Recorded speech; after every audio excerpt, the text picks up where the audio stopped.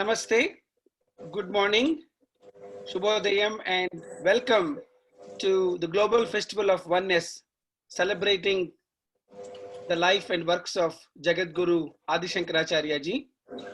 This global festival started on his Jayanti on April 28th, and we have decided to celebrate his life in multiple perspectives for a whole month.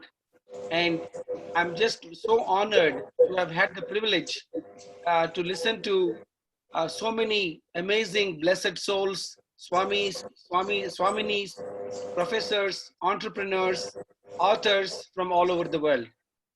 This festival has been going on for the last 29 days. Today is day 29, session number 1. And we have 2 sessions every day, morning at 6 o'clock India Standard Time and the evening at 6:30 p.m. Indian Standard Time. And each session will have 2 speakers. And the last session, the final closing ceremony, is happening on May 27th in the evening at 6:15 p.m. We're starting about 15 minutes early. So today we have the honor of listening to Pujya Gurudev Swami Samvit Somgiri Maharaj Ji. Swami Samvit Somgiri Maharaj Ji, welcome to the Global Festival. This talk is going to be, his bio is in Hindi, and I'm going to read partly in Hindi. It's a test for me after being in America for 30 years to see how well I can read this. His topic is Bharatiya Samskriti ke Unnayak Adhya Shri Shankaracharya Jeevan एवं संदेश. परम पूज्य स्वामी जी ने जोधपुर के engineering college से 1966 में mechanical engineering की प्राप्त की. Swami ji, I am also mechanical engineer in America. दौरान आईआईटी कानपुर द्वारा भी विभिन्न विशेष कोर्स किए स्वामी जी ने. 1971 में आपने परम पूज्य परमहंस स्वामी ईश्वरानंद गिरी जी महाराज से परमहंस संन्यास की विधिवत दीक्षा ली. 24 वर्षों तक आबू पर्वत में साधना एवं वेदांत अध्ययन एवं अध्यापन किया. फिलहाल स्वामी जी श्री लालेश्वर महादेव मंदिर बीकानेर में महंत हैं एवं श्री संत सरोवर सोमनाथ मंदिर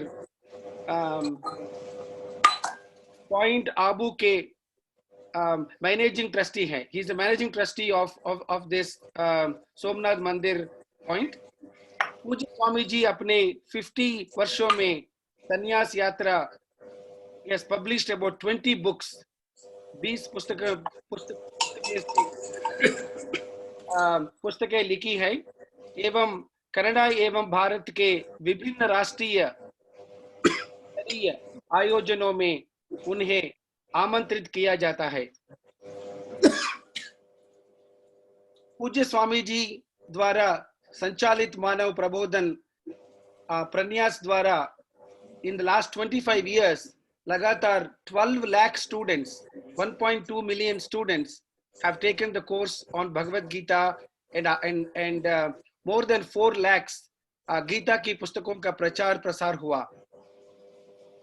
आपके द्वारा, स्वामी जी के द्वारा संचालित संवित शूटिंग संस्थान, a shooting institute he has started, के निशानेबाजों ने भारत के लिए अंतरराष्ट्रीय पदक प्राप्त किए हैं. His students have won national medals in shooting, which is one of the warfares that Vedanta extensively covers in Indian heritage. एवं संवित धनुर्वेद संस्थान के तीरंदाजों ने राष्ट्रीय स्तर पर पदक प्राप्त किए हैं. Swami ji has gotten many titles. Sri Vishnu Tirtha Siksha Pratishthan Samman, Sri Mahavir Prasad Joshi Puraskar, and so many other excellent awards. Published over 20 books, and it's indeed an honor for us to listen to his message on his inspiration about Adi Shankara. The topic is Bharatiya Samskriti ke Unnayak Adhya Shri Shankaracharya Jeevan evam Sandesh. So one of the interesting things that I found from his biography is the fact that he actually started a Dhanurved Institute, a shooting institute, and many of his students have won gold medals in international shooting competitions. That was very unusual. Beyond writing books, beyond setting up a library hall, beyond setting up a homeopathic dispensary for public use, and beyond doing so many tree plantations to conserve environment, Swamiji has started this institute, which was very interesting. He has held 16 Gita competitions, I think I mentioned earlier, and more than 12 lakhs of students have gone through his competition over the last 17 years. And during this festival, we have heard Adi Shankara's Gita Bhashyam and some essence of it many times. So it's amazing that Swamiji has reached to so many students to bring them the essence and the message of Gita.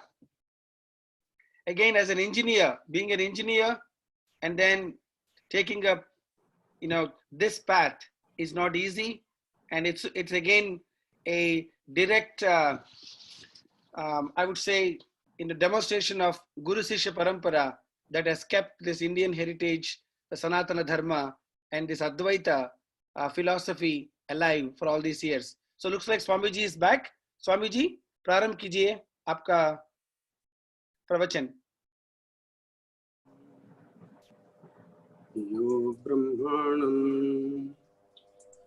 विदधाति पूर्वं यो वै वेदांश्च प्रहिणोति तस्मै तं हदेवमात्मबुद्धिप्रकाशम् मुमुक्षुर्वै शरणमहं प्रपद्ये. ओम शांति शांति शांति. निधये सर्वविद्यानां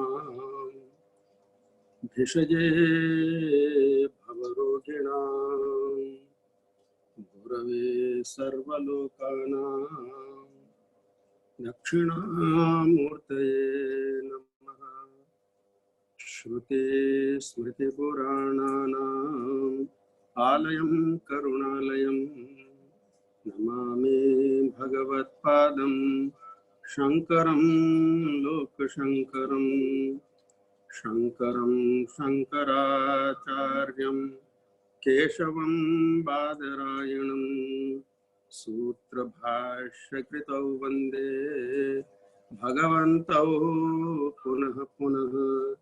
ईश्वरो गुरुरात्मेति मूर्तिभेद विभागिने व्योमवद् व्याप्तदेहाय दक्षिणामूर्तये नमः.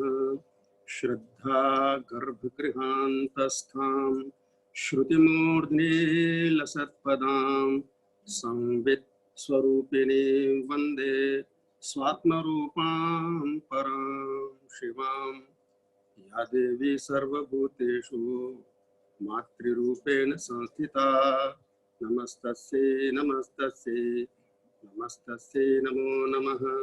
नमो विराट स्वरूपिण्ये नमः सूत्रात्ममूर्तये नमो व्याकृतरूपिण्ये नमः श्री ब्रह्ममूर्तये नमः श्री ब्रह्ममूर्तये. ओम तत्सत् परब्रह्मणे नमः. आज के अत्यंत ही महनीय मंगल में पावन प्रेरणास्पद अवसर पर मां भारती के चरणों में कोटिशः वंदन करता हूँ. सृष्टि के मूल में जो चेतना है, जो आनंद है, जो वात्सल्य है, जो महामौन है और जो निरंतर स्पंदित होता हुआ सारी सृष्टि में झंकृत हो रहा है, उसके प्रति मैं वंदन करता हूँ. अद्वैत एकेडमी की चेतना के प्रति वंदन. सभी श्रोताओं का और दर्शकों का हार्दिक वंदन करता हूँ और प्रभु से प्रार्थना करता हूँ कि वे इसी जन्म में आत्मा की ब्रह्म रूपता का साक्षात्कार कर लें. मैंने विषय का चयन किया है भारतीय संस्कृति के उन्नायक आद्य शंकराचार्य, जीवनी और संदेश. अल्प समय में मैं आपके समक्ष रखना चाहूंगा। भगवान वेद व्यास का स्मरण करते हुए, वेद भगवान का स्मरण करते हुए, संस्कृति, भारतीय संस्कृति कहते ही हम रोमांचित हो जाते हैं, क्योंकि ये विश्वम्भरा संस्कृति है, विश्ववारा संस्कृति है, विश्व बंधुत्व प्रदा मृत्युंजय संस्कृति है।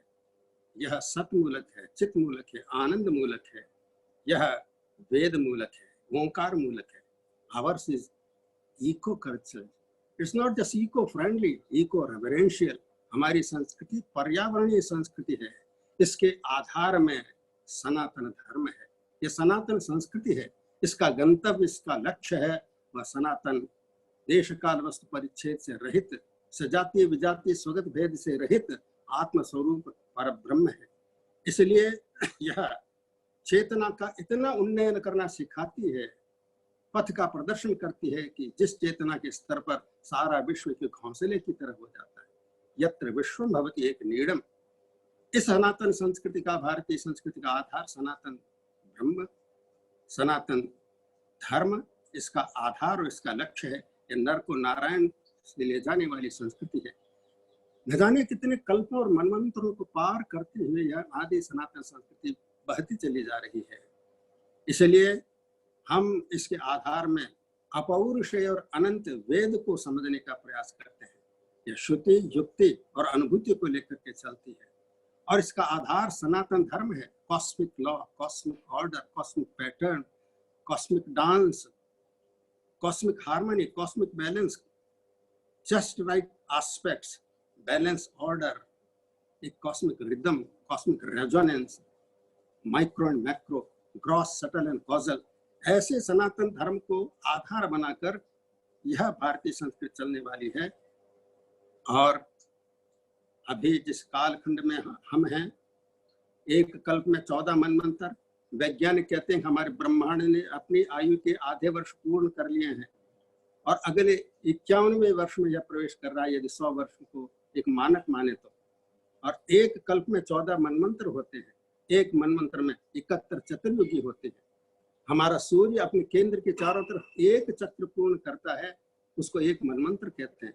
और एक चतुर्युगी में, जिसमें सतयुग, त्रेता युग, द्वापर और कलयुग होता है, उस कलयुग के 28वें कलयुग का ये 5122वां वर्ष चल रहा है। इतनी पुरातन संस्कृति है, घबराने की जरूरत नहीं है। प्योर साइंसेस और हम उसी तरफ ले जा रही है। And dive deep with in, आप अपनी गहराई में जाएंगे तब आपको लगेगा कि मेरे अंदर अनब्लिंकिंग आई है, एक प्योर कॉन्शियसनेस है which is ever beyond time. इसलिए आजकल वैज्ञानिक कहने लगे हैं कि unless you include your own consciousness as one of the parameters, your observation won't be complete. इसलिए उनको अभी ठीक से मालूम नहीं व्हाट इज कॉन्शियसनेस। वे restricted consciousness, reflected consciousness, refracted consciousness, contained consciousness की बात कर सकते हैं। और एक अद्वैत अखंड चैतन्य अभी उनकी समझ से बाहर है, पर वो अब देख रहे हैं शंकर के अद्वैत दर्शन की ओर, वे अद्वैत एकेडमी की ओर देख रहे हैं। हमारे शास्त्र कहते हैं, मांडुक्य उपनिषद, प्रपंचोपशमम शांतम शिवम अद्वैतम चतुर्थम मन्यन्ते स आत्मा स विज्ञेय। जब सारा ब्रह्मांड लीन हो जाता है, सब कुछ लीन अवस्था में होता है, सजीव निर्जीव, उस एक परम शांत अद्वैत अवस्था में जो तत्व होता है वही आत्मा है। उसका साक्षात्कार इसी जन्म में कर लेना चाहिए। ऐसी हमारी संस्कृति जो श्रुति और युक्ति के अनुसार और अनुभूति के आधार बनाकर चलने वाली संस्कृति है, उसका एक पारमार्थिक दर्शन है, अल्टीमेट, जिसको कहते हैं परम दर्शन सिद्धांत। और वह कहता है the material cause and the efficient cause. जगत का अभिन्न निमित्त उपादान कारण है, वह शुद्ध चैतन्य है, वह ब्रह्म है और वही आत्मा है, और उसका अनुभव कर लेना है इसी जन्म में। और ये पारमार्थिक दर्शन भगवान भाष्यकार आचार्य शंकर ने इसी को लिया था। ये हमारी संस्कृति की आत्मा है, और हमारी संस्कृति का एक अंतःकरण भी है, उसके प्राण है, उसका स्थूल शरीर भी है, उसमें कुछ परिवर्तन भी होता है, और एक उसमें एक शाश्वत तत्व भी है। वही पारमार्थिक दर्शन हमको बताता है कि वह शुद्ध चैतन्य अपने को, आपको जीव और जगत और ईश्वर के रूप में प्रोजेक्ट करता है, मानो अपने आप को प्रकट करता है, विवर्तित होता है। यदि हमारी धारणाएं ईश्वर, जीव और जगत के बारे में ठीक नहीं है, जो हमेशा अविविक्त रहते हुए अर्थात बिना अलग हुए हुए और हमेशा अपने आधार में उस अच्युत को, उस शुद्ध चैतन्य को, उस ब्रह्म को रखते हुए वो स्पंदित होते रहते हैं। इसलिए जब हम संस्कृति की बात करते हैं तो संस्कृति के अंदर एक मुख्य तात्पर्य होता है जिसके अंदर सारे विविध क्षेत्र एकार्थिक होकर के रहते हैं। इसका एक उज्जवल इतिहास होता है, एक प्राचीन मूल्यों है, एक सामाजिक संस्थान होते हैं और इसके उज्जीवन के लिए, उन्नयन के लिए एक सामूहिक संकल्प होता है। भगवान भाष्यकार ने सबको समझते हुए कि संस्कृति मानव के संदर्भ में होती है और धर्म एक कॉस्मिक स्तर पर समझा जाना चाहिए। कॉस्मिक स्तर पर हम संस्कृति के मूल में जाकर के स्पर्श कर सकते हैं, जिसको मैंने कहा कि ओंकार है। ओंकार से सारे स्वर, सारे व्यंजन निकल रहे हैं, सारी नाम रूपात्मक सृष्टि उसके अंदर से प्रकट हो रही है। इन सबको समझते हुए और वेद को आधार बना करके भगवान भाष्यकार का अवतार हुआ था। थोड़ा सा इसको समझने की कोशिश करेंगे। अगर हमारी अवधारणा ईश्वर के प्रति ठीक नहीं है, ईश्वर शब्द का ही अर्थ होता है वो कंट्रोल करता है। संसार में सब कुछ कंट्रोल है, सब कुछ एक रिदम में डांस कर रहा है। मनुष्य आउट ऑफ रिदम है। इसलिए ईश्वर, जीव और जगत की बात करते ही हमारे सामने आता है हमारा एक व्यावहारिक दर्शन, जिसके अंदर पूर्व जन्म को, आगे के जन्म को माना जाता है, जिसके अंतर्गत जगत के प्रति एक पूज्य और वरेण्य दृष्टि रखी जाती है। जगत की क्षण भंगुरता के पीछे जो शब्द अपने आप में बताए, गच्छति इति जगत, संसरति इति संसार, जो निरंतर सरकता रहता है, जो स्पंदित होता रहता है, उसको जगत कहते हैं।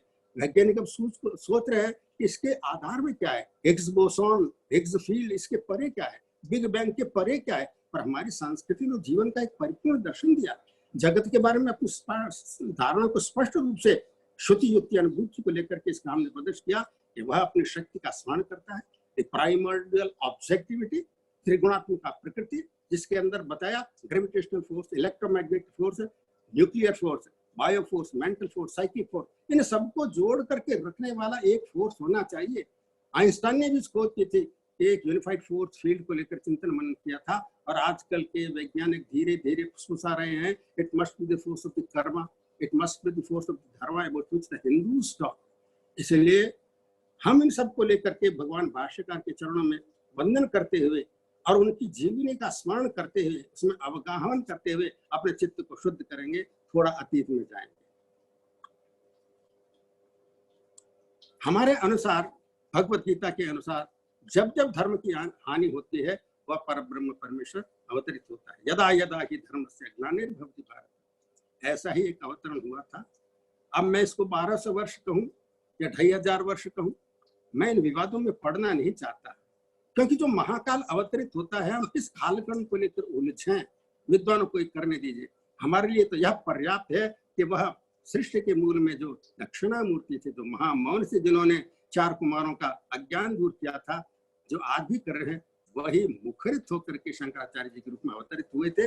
उस समय की परिस्थिति, देश की परिस्थिति, क्योंकि जब हमने अनुभूति को छोड़ दिया, केवल वेद को लिया और तर्क को भी थोड़ा सा शिथिल कर दिया, उस समय भगवान बुद्ध का अवतार हुआ था। उन्होंने अपनी अनुभूति को लेकर के बहुत बड़ा परिवर्तन किया था, परंतु कालांतर में उसमें भी बहुत सारे विकार आ गए और भारतीय संस्कृति में विकार आए। बंधुओं, याद रखिए, आधार में तो एक अविनाशी तत्व है, पर मानव के संदर्भ में वह जन्म जन्मांतर से अपने अंदर संस्कारों को लेकर, पाप पुण्य के संस्कारों को लेकर चलता है, इसमें कालुष्य आता है। इसलिए संस्कृत का भी ह्रास जैसा होता है, एक अंतः पयस्वनी, एक इनर तो फ्लो निरंतर चलता रहता है, वो अमृत का प्रवाह है। इसलिए भारतीय संस्कृति में जब इस प्रकार से हानि हुई, बौद्ध का अवतार हुआ और फिर उन्होंने वेद को अनदेखा किया, ईश्वर को अनदेखा किया। वो बोले इस बारे में कुछ नहीं, पर उन्होंने अनुभूति को लेकर के दुख से मुक्त होने के लिए एक मार्ग को प्रशस्त किया।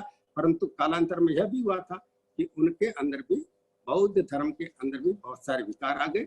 वैदिक सनातन धर्म में 72 मतांतर आ गए और उस समय एक बहुत तेजस्वी वेद को जिसने अच्छा अवगाहन किया था, कर्म कांड का, उपासना कांड का, और जिसके ललाट में गायत्री का भर्ग था, जिसकी आंखों में गायत्री मंत्र का तेज था, ऐसा एक युवक था जिसका नाम था कुमारिल भट्ट। और वो संस्कृति के इस ह्रास को देख करके विकल हो रहा था और कहते हैं कि उस समय वो जा रहा था संतप्त होकर के। उसी समय काशी नरेश की जो रानी थी, उसने एक विलाप किया वो वेदान उद्धारिष्यति, वेद का उद्धार कौन करेगा? इसको सुन करके और उसके गर्म आंसू जब उसके वक्षस्थल पर पड़े, सिर पर पड़े, तो उस युवक ने कहा, मां विषीद वरारोहे। भट्टाचार्य उसकी पूतले, हे माता विषाद मत करो, हे रानी विषाद मत करो, और मैं भट्टाचार्य जो हूं ना। और आगे का स्मरण कर लेना किस प्रकार उन्होंने अपने शिखा सूत्र का त्याग किया, बौद्धों के गुरुकुल में प्रवेश किया, उनके शास्त्रों का अध्ययन किया, और अंत तो गत्वा अपने गुरु को चुनौती दे करके और अपने वैदिक कर्म कांड की, वेद की महत्ता की स्थापना की थी। हम उनका स्मरण करते हैं। और उस समय की बात है कि वहां पर वैशाख शुक्ला पंचमी मध्याह्न का समय, केरल प्रांत पूर्णा नदी कालटी गांव, वहां पर एक दंपति रहते थे, शिवगुरु और आर्यांबा। नंबूद्री ब्राह्मण थे, संतान नहीं थी, माँ के बनने की इच्छा थी आर्यांबा की, और दोनों ने मिलकर के तप किया संतान प्राप्ति के लिए। भगवान शंकर, वह मंदिर आज भी जहां उन्होंने तप किया था, भगवान शंकर स्वप्न में प्रकट हुए, क्या चाहते हो? तो संतान की इच्छा है। कैसा संतान? क्या अगर दीर्घायु चाहते हो तो वो विद्वान नहीं होगा, और यदि विद्वान चाहते हो तो अल्प आयु होगा। उन्होंने अल्प आयु संतान की इच्छा की। भगवान ने कहा, मैं स्वयं अंश रूप से अवतार लूंगा। और इस प्रकार से उस पवित्र केरल प्रांत में और पूर्णा नदी के तट पर कालटी गांव में नमोद्री कुलीन ब्राह्मण दंपति के यहाँ ज्योति उतरी, और शांकर ज्योति व दक्षिणा मूर्ति अवतरित हुए। 3 वर्ष में ही जो वो सुनते थे उनको याद हो जाता था। मलयालम भाषा के जितने गीत थे सब याद हो जाते। उनके पिता जो मंत्रों को उच्चारण करते थे सब उनको याद हो जाते थे। और 4 वर्ष की आयु में पिता का देहांत हो गया। माँ को बिलखते हुए देखा, रोते हुए देखा। दुख क्या होता है, मृत्यु क्या होती है, ये बीज उनके कोमल अंतःकरण में पड़े। और फिर उसके बाद में जैसे पिता की इच्छा थी, इसे शोक से उबर करके 5 वर्ष की आयु में उनका उपनयन संस्कार करके, यज्ञ संस्कार करके उनको गुरुकुल में भेजा गया। और 5 से 7 वर्ष गुरुकुल में रहते हुए वेद वेदांग का उन्होंने आत्मसात कर लिया।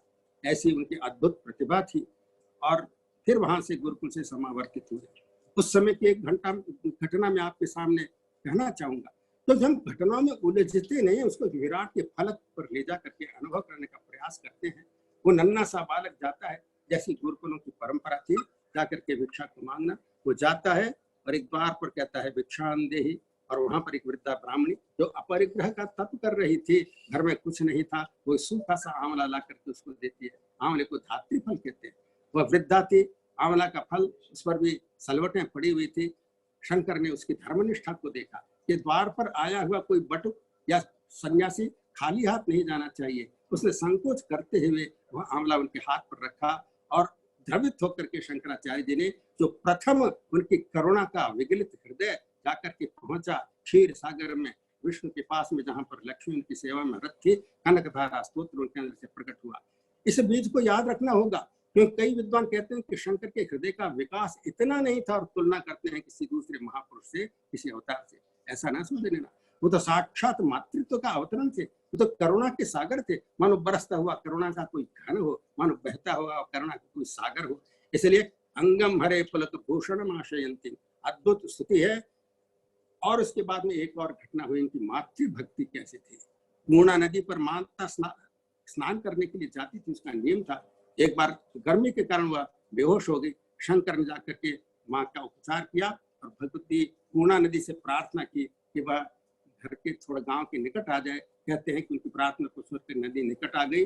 और फिर 7 वर्ष की आयु में अपना अध्ययन पूरा करके वो घर लौटे, और उन्होंने अपना स्वयं का गुरुकुल प्रारंभ किया। उनकी ख्याति चारों तरफ फैली, और राजा वहां का केरल नरेश थे, वे भी उनके शिष्य बन गए।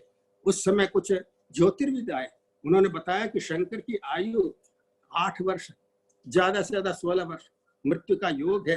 तो शंकर के मन में इच्छा हुई संन्यास लेने की, कि मैं संन्यास लूंगा। और मां नहीं चाहती थी कि वो संन्यास ले। छोटी आयु के अंदर उनके विवाह का प्रस्ताव किया गया, और उस समय एक अलौकिक घटना घटी। नदी में स्नान करने के लिए शंकर गए, माता भी साथ में थी। मगर ने उनके पैर को पकड़ लिया और उनको अंदर खींचने लगा। वो बालक शंकर चिल्लाए, बचाओ बचाओ। और उस समय कुछ लोग भी दौड़कर, मछुआरे दौड़ कर आए, किंतु तब गहराई में जाने लगी। उसमें शंकर ने कहा कि माँ मुझे आतुर संन्यास की अनुमति दे दें आप, तो हो सकता है मेरे को मगर छोड़ दे। और उन्होंने अपने हाथों को उठा करके भगवान के प्रति पूर्णतः समर्पित हुए और कहते हैं मगर ने छोड़ दिया। वो बाहर नदी पर आए, माँ ने कहा घर चलो, उसने कहा मैंने संन्यास का प्रेष मंत्र है उसको बोल दिया है और अब मुझे संन्यास की अनुमति दो। उस समय माता ने कहा कि ठीक है संन्यास ले लो, पर मुझे वचन दो कि मेरे अंतिम समय में तुम मेरे पास में आओगे, मेरा अंतिम संस्कार करोगे।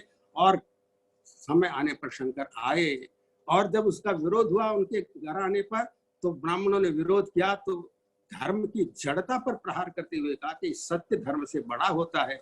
इसलिए हम पाते हैं कि शंकर ने किस प्रकार धर्म का परिष्कार किया, उसकी जड़ता को तोड़ा और इस प्रकार से वो चले और गुरु के पास में, क्योंकि उन्होंने अध्ययन के समय सुना था कि पतंजलि महर्षि के अवतार हैं गोविंद पाद, वो ओंकारेश्वर मध्य प्रदेश में एक गुफा में समाधि में लीन है। वो गुरु से मिलने के लिए शिष्य चला, शिष्य गुरु की ओर जाता है या गुरु शिष्य की ओर जाते हैं या दोनों एक दूसरे की ओर जाते हैं। कल्पना की चीजें वो महान निष्क्रमण को, महाविनिष्क्रमण को, जब एक नन्हा सा 8 वर्ष का बालक और वो प्रस्थान करता है जंगलों को, वनों को, गांवों को पार करता हुआ, मुझे लगता है कि उनको उसके साथ में यात्रा करनी चाहिए। कितना समय लगा होगा, कितने वनों को, प्रांतरों को पार किया होगा उन्होंने। मुझे लगता है कि सागर ने बादल बन करके उनको धूप से बचाया होगा। मुझे लगता है कि पक्षियों ने कलरव करके उनका स्वागत किया होगा, वनराज ने उनकी अगवानी की होगी, और किस प्रकार से माताओं ने देखा होगा इस बालक को चलते हुए, तो उनके वक्षस्थल में वात्सल्य की श्वेत धारा प्रकट हो गई होगी। इस प्रकार से पार करते हुए एक ज्वाला की तीव्र जिज्ञासा को लेकर के कि मुझे संस्कृति का उन्नयन करना है, मुझे मानवता को त्राण प्रदान करना है, मुझे भारतीय संस्कृति के परमार्थ दर्शन को जीवंत करके व्यवहार के अंदर अवतरित करना है। इस भाव को लेकर वे पहुंचे गुरुकुल में और गोविंद पाद समाधि में लीन थे। उनका स्तवन किया, उनकी समाधि खुली, उन्होंने अध्ययन को प्राप्त, पूरे सारे विभिन्न प्रकार के शास्त्रों का अध्ययन कर लिया, साधना संपन्न कर ली। और उस समय की एक और घटना, नर्मदा जी में बाढ़ आई और उस समय गुरु समाधि में थे और उस समय अपने कमंडल के अंदर माता नर्मदा को उन्होंने कर लिया। नर्मदा का अर्थ है जो शिव की पुत्री है, शिव को आनंद प्रदान करती है। नर्म माने आनंद को प्रदान करने वाली नर्मदा, उसको अपने कमंडल के अंदर ले लिया, मानो उसी आनंद की बालिका का जो उन्होंने शिव की पुत्री है उसको अपने लिया और उसी को पान कराते हुए सारे आगे के वर्षों में भ्रमण करते रहे। 8 वर्ष में चतुर्वेदी हो गए और 12 वर्ष में सारे शास्त्रों को उन्होंने अध्ययन कर लिया। और इस प्रकार से वे काशी पहुंचते हैं। गुरु गोविंद पाद को जब पता लगता है कि इस बालक ने नर्मदा जी को अपने कमंडल में समेट लिया, तो उनको अपने गुरुदेव का गौड़पाद का ये वचन स्मरण में आता है कि तेरा एक शिष्य आएगा जो नर्मदा को कमंडल में संग्रहित कर लेगा। और फिर उन्होंने अपने स्वयं के शरीर को समाधि के द्वारा लीन कर लिया और शंकर को निर्देश दिया कि काशी में जाओ। शंकर काशी में जाते हैं, वहां पर जाकर के अपने शास्त्र ज्ञान को, वेदांत का प्रचार प्रसार करते हैं। सारे विद्वान लोग उनकी इस वाग्मिता को, विद्वत्ता को और उनके अंदर जो शील है, उनके अंदर जो आनंद प्रकट होता है, उसको लेकर बहुत ज्यादा प्रभावित होते हैं। वहां की कई घटनाएं हैं, कुछ हमको प्राप्त है, कुछ अप्रामाणिक हैं, प्रामाणिक हैं, हम इसमें उलझेंगे नहीं, पर हर घटना के अंदर शंकर के सर्वात्म भाव का प्रकटन है। वहां पर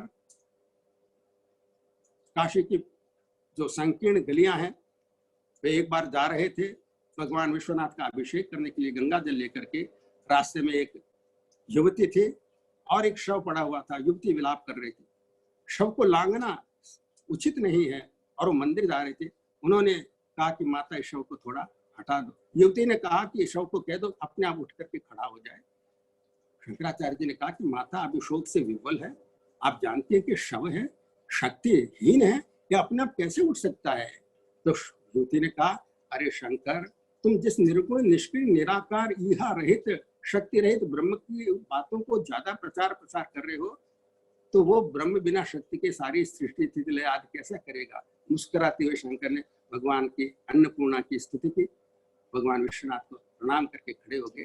तुरंत वहां पर अन्नपूर्णा विश्वनाथ प्रकट हुए। उन्होंने कहा कि शंकर, आम लोगों के लिए, साधारण जन के लिए उपासना को, कर्मकांड को बताया जाता है, सीधा शुद्ध वेदांत इस समझ में नहीं आएगा। और ऐसा कह के, यद्यपि शंकराचार्य जी ने प्रारंभ में कनकधारा स्तोत्र के द्वारा उस गुरु रूपिणी नारायण की सहचरी उस शक्ति का स्तवन किया था, परंतु शास्त्रार्थ की प्रक्रिया के अंतर्गत जब ज्यादा जोर दिए जाने लगा उस निर्गुण निष्क्रिय ब्रह्म पर, तब यह एक घटना घटी। इसके बाद की घटना अत्यंत ही महत्वपूर्ण है, मैं बहुत संक्षेप में आपके सामने उसको रखना चाहूंगा।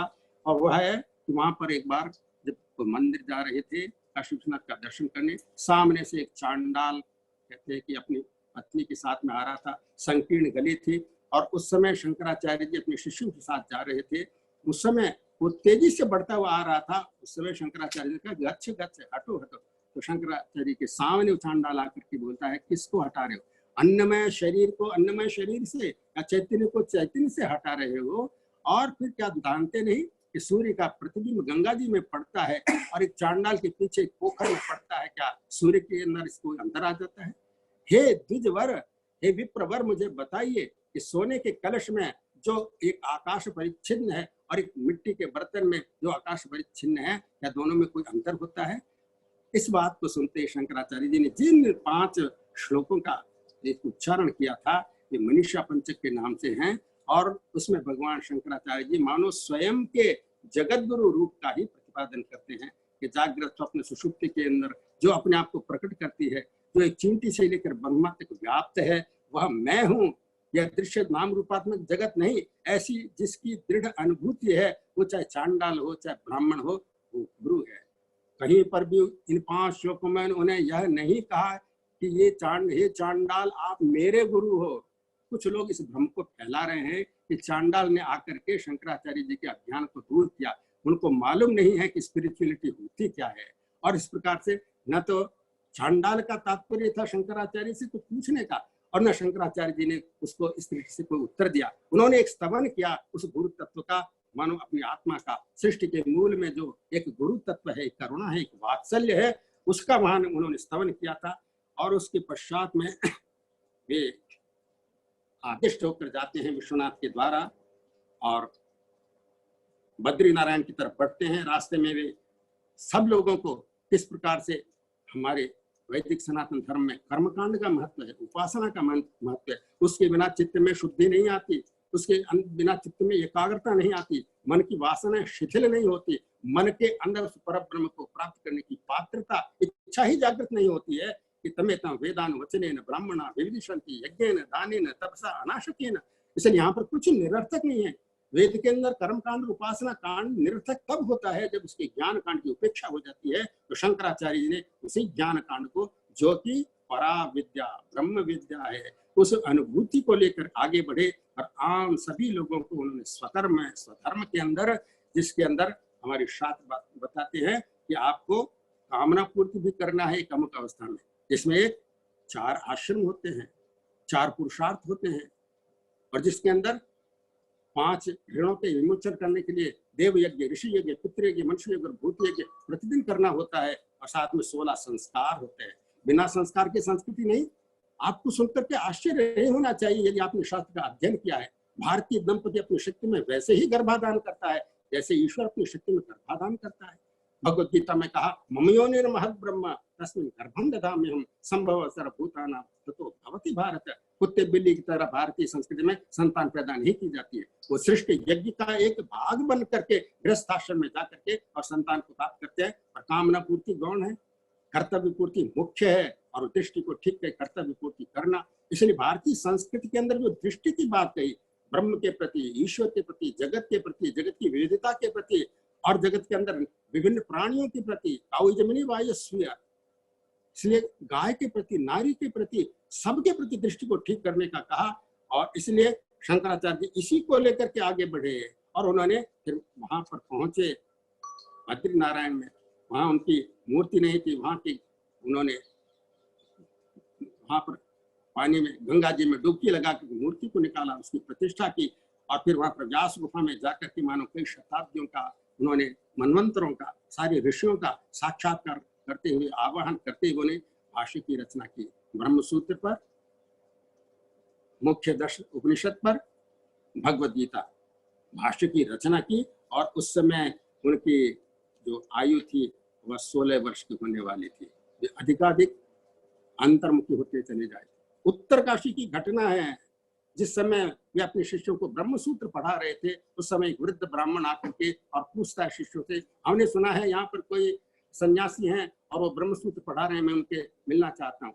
और फिर वो मिलते हैं। शंकराचार्य जी का उनका शास्त्रार्थ होता है। वो ब्राह्मण एक प्रश्न पूछता है कि ये जब जीव शरीर छोड़ करके जाता है तो कैसे जाता है, इस बात को करता है। कई दिन शास्त्रार्थ चलता है। आखिर पद्मपादाचार्य कहते हैं कहीं ये वेद व्यास की न हो। शंकराचार्य जी कहते हैं अगले दिन आए तुम परिचय पूछ लेना। जब प्रार्थना उनसे करते हैं आप अपना परिचय दिए तो वेद व्यास जी अपने आप को प्रकट करते हैं। शंकराचार्य दंडवत प्रणाम करते हैं। उस ज्योतिर्मय वपु को, जटाजूट धारी, यज्ञोपवीत धारी कृष्ण वपु, कृष्ण द्वैपायन को वो प्रणाम करते हैं दंडवत होकर के, और अपने सारे भाषण को उनके सामने प्रस्तुत करते हैं कि कृपया देखिए कैसे है। वो उनको देखते हैं कि तुमने मेरे सिद्धांत की रक्षा की है, और आशीर्वाद देते हैं। शंकराचार्य जी कहते हैं मेरा समय पूरा हो गया, मेरा कार्य पूरा हो गया। वेद व्यास जी हंसते हुए कहते तुम्हारा कार्य पूरा हुआ, पर संस्कृति का कार्य भी बाकी है, मेरा कार्य भी बाकी है, और मैं अपने तपोबल से तुम्हारी आयु के अंदर 16 वर्ष की वृद्धि करता हूँ। अब तुम जाओ यहाँ से। कुमारिल भट्ट नाम के एक विद्वान हैं और उसे शास्त्रार्थ करो, क्योंकि वो केवल कर्मकांड को ही सब कुछ मानते हैं। तब शंकराचार्य जी प्रयाग में जाते हैं। कुमारिल भट्ट उस समय अपने गुरु, बौद्ध गुरु को पराजित करने के कारण और ईश्वर को नकारने के कारण केवल वेद को लेकर के वो आगे बढ़े थे। इसलिए वो प्रायश्चित कर रहे थे। तुषानल में अपने शरीर को उन्होंने रख दिया था, व्रत ले लिया था। शंकराचार्य जी त्वरित गति से उनके सामने पहुंचते हैं और वो भी धन्य होते हैं। ऐसी ज्वाला जैसे सन्यासी को आते हुए प्रणाम करते हैं। उस समय शंकराचार्य जी कहते हैं मैं अग्नि का शमन कर देता हूँ, मैं वेदव्यासी के द्वारा प्रेषित भेजा गया हूँ, आप मुझसे शास्त्रार्थ थे। उन्होंने कहा कि नहीं, मैंने व्रत ले लिया है, ये एक वेद के विरुद्ध हो जाएगा। आप मेरे शिष्य मंडन मिश्र हैं, माहेश्मती में, मध्य प्रदेश जिसको हम कहते हैं, ओंकारेश्वर के पास में माहेश्मती नगरी है, वहां पर मंडन मिश्र से जाओ शास्त्रार्थ करो। शंकराचार्य जी वहां पर पहुंचते हैं और वहां पर उनके द्वार पर जाकर के उनका शास्त्रार्थ होता है। बंधुओं याद रखिए, शंकराचार्य जी की नारी के प्रति क्या दृष्टि है, वही जो भारतीय संस्कृति है जिसमें कहा कि यत्र नार्यस्तु पूज्यन्ते रमन्ते तत्र देवताः, यत्र स्थातु पूज्यते अफला तत्र सर्वा क्रियाः। और वो उभय भारती को मध्यस्थ बनाते हैं निष्ठा से, और शर्त ये होती है कि जो पराजित होगा वो अपने आश्रम को बदल लेगा। अर्थात अगर मंडन मिश्र पराजित हो जाते हैं उनको संन्यास लेना होगा, और कौन पत्नी चाहेगी कि उसका पति संन्यास ले। पर शंकराचार्य जी निष्ठा ही इसलिए सत्यवादिनी है, धर्म की रक्षिका है, इसलिए नारी के प्रति स्वभाव को लेकर उसको मध्यस्थ के रूप में स्वीकार करते हैं। और अंत तो गत्ता कहते हैं कि मंडन मिश्र पराजित होते हैं। फिर उभय भारती स्वयं उनसे शास्त्रार्थ करती है, और वह प्रसंग भी बड़ा रोचक है, उसको आप देख लीजिएगा, कितना रोचक प्रसंग है। धर्म, अर्थ, काम और मोक्ष चारों पुरुषार्थों को स्पंदित करने वाले, शास्त्र के अनुसार बताने वाले।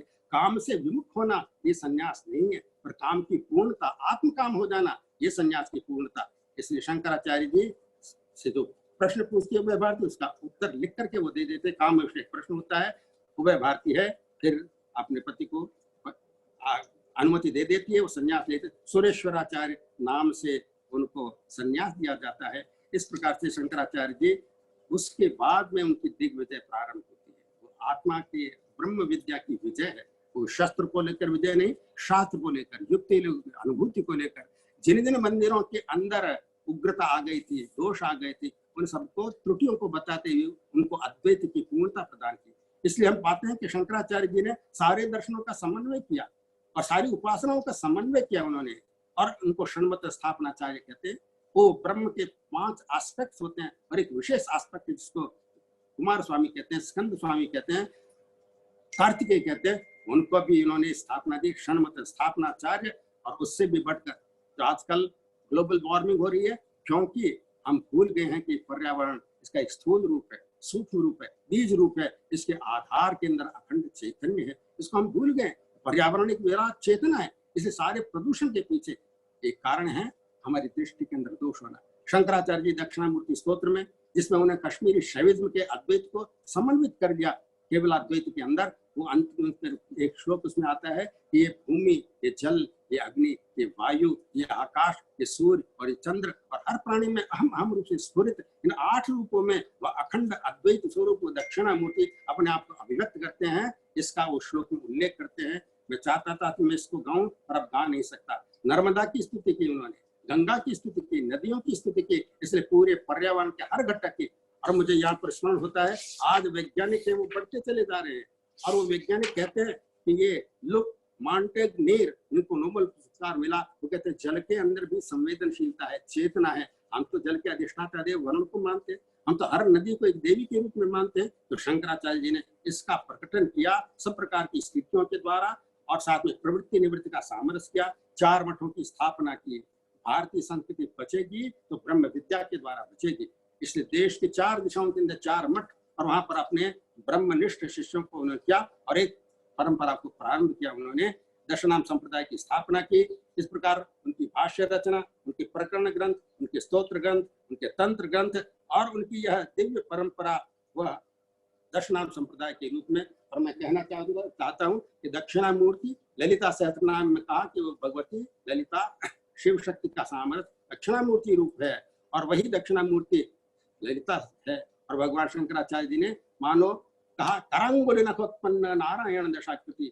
ये जो 10 नाम सन्यासी है, इस प्रकार से उनके द्वारा प्रकट किए गए एक नाद संतति होती है, एक बिंदु संतति होती है। वे आज भी हमारी संस्कृति को बचाने के लिए जा रहे हैं, और उनका संदेश है वेदो नित्यम अधीयेताम्, हमेशा वेद का अध्ययन करो, उसके अनुसार आपको बताए हुए जो कर्म है उनका पालन करो, और ईश्वर की आराधना करो, अपने चित्त को धो, और इस प्रकार से आत्मा की एक विविदिशा को प्राप्त करके आगे बढ़ चलो। इसलिए सारी समस्याओं का समाधान ये देता है। आबाल वृद्ध को शंकराचार्य जी की रचना है, शंकराचार्य जी का परिपूर्ण जीवन, चाहे छोटा बच्चा हो, चाहे वृद्ध हो, चाहे वो मृत्यु के निकट आ गया हो, सबको एक संदेश प्राप्त होता है। सारे वैज्ञानिकों को, अपरा क्षेत्र के जितने ज्ञान के क्षेत्र हैं, शंकराचार्य जी का संदेश है विकास करो, पर यज्ञमयी प्रक्रिया के द्वारा विकास करो। इस पर्यावरण के प्रति पूज्य और वरेण्य भाव रख करके आप विकास करो, चाहे ग्लोबल वार्मिंग हो, चाहे आतंकवाद हो, चाहे ये कोविड-19 हो, सबके पीछे एक शांकर दर्शन, इसका पारमार्थिक रूप, इसका व्यावहारिक रूप आएगा, तब जाकर के हम देखेंगे किस प्रकार विश्व उस यात्रा पर चल पड़ेगा। तो पूर्णता की यात्रा है, जिसके लिए ये महावाक्य हमारे तारों की झिलमिलाहट से प्रकट हो रहे हैं। ये 4 दिशाओं में 4 नहीं, केवल ब्रह्मांड बनाया हुआ कोई नाटक नहीं है। वो वेद व्यापी तारा गण गुणित वेदोत्तम, वो नाच रहा है, डांस ऑफ द शिवा, वही अवतरित हुए थे। और मानो इस संन्यास को उन्होंने प्रकट किया। वो संन्यास न्यास का, विन्यास का, संन्यास का एक फलित रूप होता है। न्यास माने ब्रह्मचर्य आश्रम, विन्यास माने गृहस्थाश्रम। न्यास माने हर चीज को समझना, कोऑर्डिनेट्स क्या है, हमारे रिलेशन क्या है, हमारी संगति क्या है, अपने आप से, अपने परिवार से, अपने पर्यावरण के साथ के संगति क्या है, दैवी तत्व और आसुरी तत्व से हमारी संगति क्या है। न्यास में सब कुछ स्पष्ट। जैसे एक आम की गुठली को बोते हैं तो अपने आम के अपने पके हुए रूप का भी स्मरण करती है। वो मंजरी, आम की मंजरी का स्मरण करती है, उसमें आकर जो कोयल कुहुकती है उसका स्मरण करती है, और फिर आगे बढ़ती है। वैसे ही न्यास होता है। फिर उसके बाद में विन्यास, मन विविधता से कलात्मक ढंग से एक विस्तार को करना, और आयु क्योंकि सीमित है इसलिए पुनः उसका संन्यास करना, अपने अंदर उसको समेटना, और फिर चौथे आश्रम के अंदर संन्यास करना, अंदर बाहर का भेद मिट जाए। ऐसा एक परिपूर्ण दर्शन हम शंकराचार्य की कृतियों में, उनके द्वारा जिया गया जो जीवन, उनकी जो आज उपलब्ध घटना है उनका विमर्श करके, उसकी गहराई में जाकर के, और उनके द्वारा प्रवर्तित गृहस्थाश्रम में श्री विद्या के उपासक ब्रह्मज्ञानी और अपनी संस्कृति का जो आधार बने, दोनों तरफ निवृत्ति के पक्ष में और प्रवृत्ति के पक्ष में भी उन्होंने श्री विद्या के उपासकों की एक परंपरा को प्रकट किया। हम उनका स्मरण करके अपने आप को पवित्र करते हैं। मुझे पूर्ण विश्वास है कि मैं इस संक्षिप्त समय में भगवान शंकराचार्य जी का, अपनी संस्कृति का, वेद भगवान का स्मरण करके श्रद्धा समान शब्द समान अर्पित कर चुका। अब आप सबके प्रति बहुत बहुत मंगल कामनाएं करता हुआ अद्वैत एकेडमी के प्रति मैं बहुत बहुत अपनी शुभकामनाएं और शुभ आशीर्वाद देता हूँ। यह ऐसे ही प्रयत्नशील रहे, सारे विश्व के अंदर इसके द्वारा एक शांति फैलेगी, और भारतीय संस्कृति का वह तिरंगा झंडा सत्यमेव जयते, सत्यमेव जयते, सत्यमेव जयते प्रेम करुणा को लेकर के, और हिमालय से भी ऊंचा उठ करके अखंड जगत में लहराता हुआ सारी मानवता को शांति देगा। यत्र विश्वम भवति एकनीडम उदार चरितानां तु वसुधैव कुटुंबकम, ऐसा एक संदेश देगा। इस अद्वैत एकेडमी के प्रति बहुत बहुत मंगल कामनाएं। ओम तत्सत परब्रह्म। बहुत बहुत धन्यवाद Swami ji. Your message was very, very inspiring, and we are now on the 29th day, and you have summarized the Shankara's life, his contribution, his works, his message so beautifully. It's almost like the last 29 days of lecture has been condensed in your beautiful message. Thank you so much. And we have few questions. My English में पढ़ सकते हैं, okay? Surely. Question is, आपने अष्टदेवतास बोला, could Swami ji say more about अष्टदेवतास, Panchamahabhutas, Surya, Chandra, etc. Can you expand a bit more about अष्टदेवतास? अष्टमूर्ति उपासना एक भारतीय संस्कृति का बहुत ही महत्वपूर्ण एक भाग है। अष्टमूर्ति में पृथ्वी तत्व, जल तत्व, अग्नि तत्व, वायु तत्व और आकाश तत्व, ये 5 महाभूत हैं और आपस में मिले हुए हैं, पर स्पष्ट रूप से भी हमको दिखाई देते हैं। और साथ के अंदर सूर्य और चंद्र ये काल के प्रतीक हैं। सूर्य और चंद्र काल के प्रतीक, और अहम रूप से स्फुरित हो रही है प्रत्येक वनस्पति में, प्रत्येक बैक्टीरिया में, प्रत्येक प्राणी के अंदर अहम रूप से स्फुरित हो रही है, प्रकट हो रही है। यद्यपि वह सर्वव्यापक है परा प्रकृति, पर वो प्रकट हो रही है। जैसे जगदीश चंद्र बोस ने कहा था कि मेटल्स के भी अंदर भी रेस्ट्रिक्टेड कॉन्शियसनेस है। पहले तो लोग मानते ही नहीं थे कि वनस्पति में जीवन है, पर आज का समय बिल्कुल बदल गया है। इसलिए हम अष्टमूर्ति उपासना को आदर और कृतज्ञता पूर्वक इन सारे तत्वों के प्रति भाव रख करके, और फिर हम इसके पीछे छिपा हुआ एक महामौन है, एक आनंद है, एक उपदेश है। वेद के मंत्र कहते हैं पश्चिम काव्यम, मेरे इस काव्य को देखो, जगत रूप से अपने आप को प्रकट कर रहा है। साइंटिस्ट की तरह नहीं, एक मिस्टिक की तरह, संत की तरह, एक शिष्य की तरह हम इसको देखेंगे तो इनके अंदर से एक आनंद, एक उल्लास और एक उपदेश प्रकट होता है। इसको उपासना, उप माने पास में जाकर के, आसन माने बैठना, श्रद्धा पूर्वक बैठना। आपको एक साधारण सा पेड़ है, वो आपको ज्ञान दे देगा, उपदेश देगा, आपके संत आपका हरण कर लेगा। ये अष्टमूर्ति उपासना इस रूप में कही। वही अखंड तत्व जो अपने सब रिमेनिंग एवर ट्रांसेंडेंट, वो प्रोजेक्ट करता है मल्टीप्लिसिटी को, और उसके लिए ये परिपूर्ण उपासना है जो हमको आत्मज्ञान की ओर ले जाती है। बहुत धन्यवाद। Another question, we are constantly engaged in material upward mobility. How to convince an average person, a sadharan manav ko, upward mobility quest can be reconciled with nishreyasach prapti? Because we always look for more and more material things. So how to rectify that? Whatever we get, whatever we want to achieve should be according to the cosmic law, cosmic order. किसी भी प्राणी को दुख दिए बिना, वनस्पतियों को नष्ट किए बिना, एक कॉस्मिक रिदम को खत्म किए बिना, क्योंकि our physical body is part and parcel of the cosmic material. Our subtle body, जिसमें हमारी इंद्रियां, हमारा मन शामिल है, it is a part and parcel of the cosmic mind. मानो कॉस्मिक माइंड एक सागर है, तो हमारा माइंड उसके अंदर एक रिपल की तरह है। हम अज्ञान के कारण इसको उससे अलग मान रहे हैं। इसलिए बाहर की अंदर जब हम सो कॉल्ड विकास करते हैं तो बहुत कुछ क्षति पहुंचाते हैं, प्रदूषण करते हैं, और हमारे अंदर एक कालुष्य आता है, स्वार्थी बनते हैं। We are embedded as if our consciousness get embedded in our flesh and bones. देह के अंदर हो जाती, अनात्मा के अंदर उलझ जाते हैं। इसलिए सच्चे सुख की प्राप्ति नहीं होती, सच्ची शांति की प्राप्ति नहीं होती। हमारे अंदर तीव्र जिज्ञासा, तीव्र सुखेच्छा, सौंदर्य की अनुभूति घटती चली जाती है। हमारा स्वयं का घर बिखरता चला जाता है। इसलिए हम बाहर की प्रगति को करें, पर not at the cost of the inner growth. You must keep on evolving continuously without disturbing the cosmic harmony, cosmic rhythm, cosmic resonance, cosmic love. बहुत अच्छा। So you are saying it is okay to go to the external world, but don't lose sight of the growth in ourselves. Yes, sir. Inner growth is important. Very nice. Can one be spiritual without being religious? Impossible. Spirituality and religion. Impossible.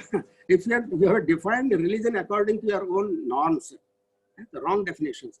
धर्म एक बहुत व्यापक तत्व है। अगर spiritual होना है तो जो उसको शक्ति मिलेगी, आधार मिलेगा, पथ मिलेगा, पाथे मिलेगा, वो उस कॉस्मिक लॉ, कॉस्मिक ऑर्डर जिसको हम वेद कहते हैं, उसके अनुसार मिलेगा। इसे अनंता भाई वेदा, वेद तो अनंत है। The world is more of a thought than a thing. वैज्ञानिक कहते हैं, हम कहते हैं world is more of consciousness than thought और थिंग।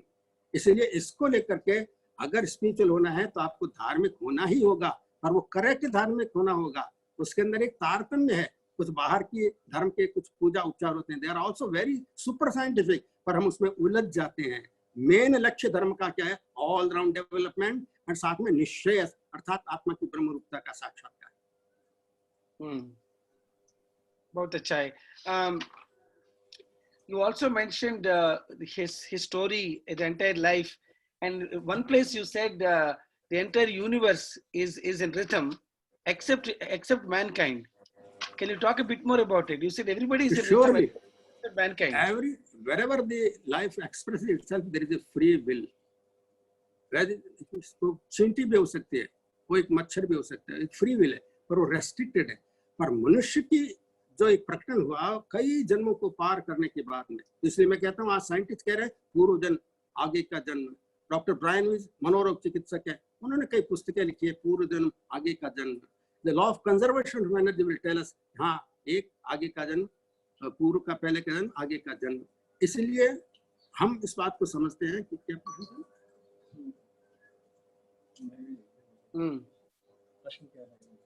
आपका प्रश्न क्या नहीं? हाँ, so प्रश्न के ये मैनकाइंड का आउट ऑफ रिदम। यस हाँ, तो मनुष्य के अंदर, हाँ मनुष्य के अंदर एक फ्री विल तो सबसे ज्यादा होती है, उसके अंदर तीव्र जिज्ञासा हर प्राणी में, और उसके अंदर उत्कट जिज्ञासा, मैं कौन हूँ, कहाँ से आया हूँ, सृष्टि का मूल क्या है, उसी प्रकार से जिगीरसा, जीतने की इच्छा, मैं सारी बाधाओं को पार करूं, यहाँ तक कि टाइम स्पेस और कॉजेशन, देश काल वस्तु, इसी परिच्छेद को तोड़ूं मैं। उसके अंदर सौंदर्य बोध सबसे अधिक होता है, उसके अंदर प्रेम को देने की, प्रेम को लेने की सबसे अधिक शक्ति, और प्रेम का सोर्स क्या है वहां तक, उसके अंदर सुख की अनुभूति जो शाश्वत सुख है ये इसके अंदर होती है। इसलिए मनुष्य का एक जो केवल भोग योनि नहीं है, कर्म योनि है। मनुष्य का धर्म जैसे अग्नि का धर्म, पानी का धर्म, वैसे मनुष्य का धर्म है keep on evolving continuously, but we are unfortunately diseased and dying, decaying continuously. This is not मानव। मानव धर्म कीप ऑन इवॉल्विंग कंटिन्यूअसली, अपने अंदर इंटीग्रेटेड रहते हुए, वोल्यूशन, इमोशन, कॉग्निशन, इनको दोष रहित कहते हुए, इसके अंदर जो कमी आ गई इसको दूर करते हुए, इसके अंदर नया डायमेंशन जोड़ते हुए, देश काल परिस्थिति के अनुसार he must keep on evolving continuously, अर्थात वो पूर्णता की तरफ बढ़ता चला जाए, अर्थात उसके अंदर प्रेम करने की शक्ति बढ़ती चली जाए, आत्मीयता की शक्ति बढ़ती चली जाए, यहाँ तक कि इसको पूरे पर्यावरण के साथ में when the eye of our environment and the eye of man becomes one, then there is no question of the prarabdha and purushartha or the free will. He is one with the cosmic eye. That is the aham brahmasmi. वहां तक पहुंचना है, इसलिए मनुष्य के लिए बहुत बड़ी जिम्मेदारी है इस पूरे पर्यावरण के प्रति, अपने प्रति। बहुत बहुत धन्यवाद Swami ji. Thank you so much. Sastanga pranams to you for your very passionate message. Your energy is so contagious. Even on a video, we can feel your energy, your positivity, your hope, and you have given excellent blessings to us at the beginning and also at the end. That the Advaita Academy's programs should be continued. And you also said that all of us be blessed with the ultimate realization of the Brahman. So thank you so much. It is wonderful souls like you that make this festival so beautiful. So thank you all of you. Ravi के अंदर से कुछ किरणें निकल के आई हैं। रवि के हम कहते हैं उसको, जिसके अंदर रव निकलता रहता है, ओंकार नाद जिसमें से निकलता रहता है, तो रवि के नाम से ही मेरे अंदर प्रेरणा प्राप्त हो रही है। आपके प्रति बहुत बहुत आभार, पूरी एकेडमी के प्रति, सभी दर्शकों श्रोताओं के प्रति बहुत बहुत आभार। ओम बहुत हरिओम, नमस्ते। हरिओम हरिओम।